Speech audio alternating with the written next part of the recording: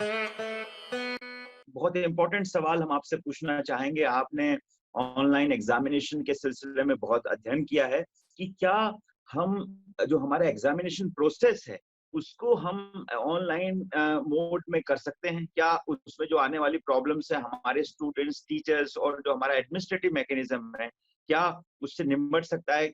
उसमें क्या-क्या basic challenges?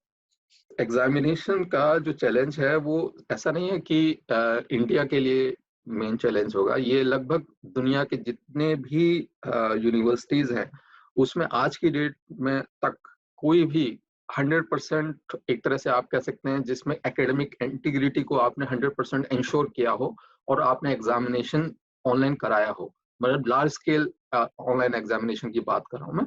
या अगर आपको थोड़े से 4-5 बच्चों का एग्जाम कराना है तो हो सकता है कि आप जिस तरह से हम वीडियो कॉन्फ्रेंसिंग कर रहे हैं इस तरह से वीडियो कॉन्फ्रेंस करके उनका एग्जाम उनको लिखवा लें।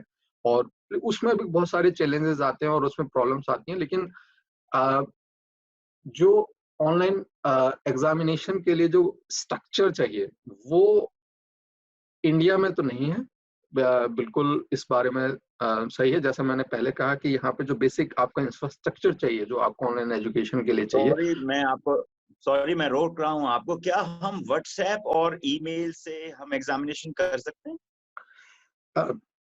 वर्स्ट देखिए इसमें आपको जो बेसिक प्रॉब्लम कहाँ आ रही है कि आपके ऑनलाइन एग्जामिनेशन में, कि हमारा जो ऑनलाइन एग्जामिनेशन है या तो दो तरह का हो सकता है, एक तो प्रॉक्टर्ड एंड दूसरा है अनप्रॉक्टर्ड।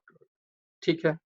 अब अनप्रॉक्टर्ड जो एग्जामिनेशंस होते हैं जिसमें हम ओपन बुक एग्जामिनेशन बोलते हैं या ऐसे एग्जामिनेशंस बोलते हैं जिसको आप फॉर्मेटिव मोड के एग्जामिनेशन कह सकते हैं, या फिर ऐसे एग्जामिनेशन जिसमें आपको कुछ एनालाइज करना है, स्टडी करना है, आपको एक प्रोजेक्ट दिया हुआ है, आप प्रोजेक्ट करें, प्रोजेक्ट बना के लाएं और सबमिट करें। लेकिन अ, इस तरह का जो मॉडल होता है जिसमें आपका लेस प्रॉक्टर्ड वे होता है, जहाँ पे सिर्फ आपको कुछ गाइडलाइंस दी जाती हैं और आपको सारा का सारा किसी सुपरवाइजर मीन्स डायरेक्ट ऑब्जर्वर के बिना करना होता है। ऐसे मेथोडोलॉजीज या ऐसे काम को लेकर इंडिया के अंदर और भी कई कंट्रीज के अंदर एक तरह का जैसे कहते हैं प्रॉब्लम है, उसको इम्प्लीमेंटेशन करने में प्रॉब्लम है। क्योंकि बाहर की बहुत सारी यूनिवर्सिटीज ने पहले ही 70 से 80% का अपना असेसमेंट जो होता है, ऑनलाइन असेसमेंट है, उसको उन्होंने पहले ही very very less proctored examination में कन्वर्ट किया हुआ है। वो अपने ज्यादातर जैसे असेसमेंट होता है उसको वो कहते हैं कि आप जो है बच्चों को कोई प्रोजेक्ट दे देते हैं और कहते हैं आप ये प्रोजेक्ट बना के लाओ, आपको एक बहुत कॉम्प्लेक्स मैथमेटिकल कुछ चैलेंज दे देंगे और कहेंगे जाओ सॉल्व करके लाओ। तो इस तरह के काम में क्या है कि आपको प्रॉक्टरिंग की जरूरत नहीं है।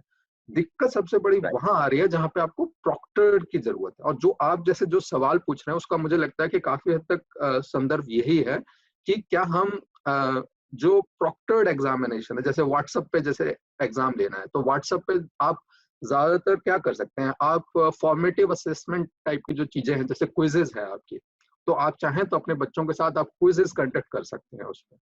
लेकिन अगर आप ये चाहें कि बच्चे जो है, और आप ये कर सकते हैं कि पीयर रिव्यू असेसमेंट कर सकते हैं कि आप बच्चों को पीयर रिव्यू करके वो ताकि वो अपने असेसमेंट को कर पाए।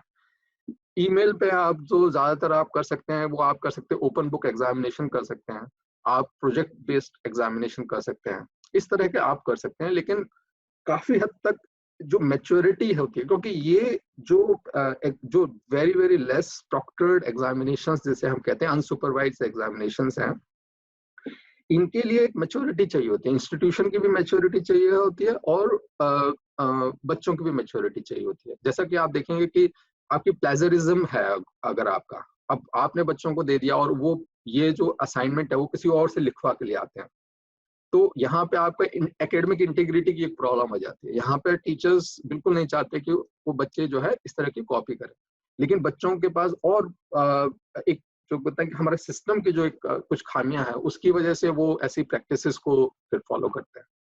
तो हो सकता है, बिल्कुल हो सकता है, लेकिन इनोवेटिव आइडियाज चाहिए हमारे को, ऐसे आइडियाज चाहिए जिससे हम इनोवेटिव तरीके से असेसमेंट कर।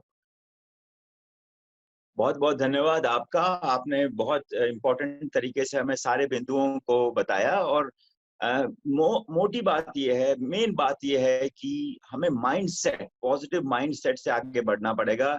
यदि हम अपने दिमाग में धारण कर लेते हैं कि हमें रुकना नहीं है और इससे जुड़ी हुई सारी मुसीबतों को उसका समाधान करना है, तो हम इस संकट से जूझ सकते हैं और हम अपने स्टूडेंट्स को बेस्ट से बेस्ट फैसिलिटी हम प्रोवाइड कर सकते हैं। टेक्नोलॉजी, अगर हम माइंडसेट सही रखेंगे तो टेक्नोलॉजी हमारे रास्ते में कोई हमारे रास्ते को और बुलंद करेगी। आप सबका बहुत बहुत धन्यवाद इस प्रोग्राम में जुड़ने के लिए।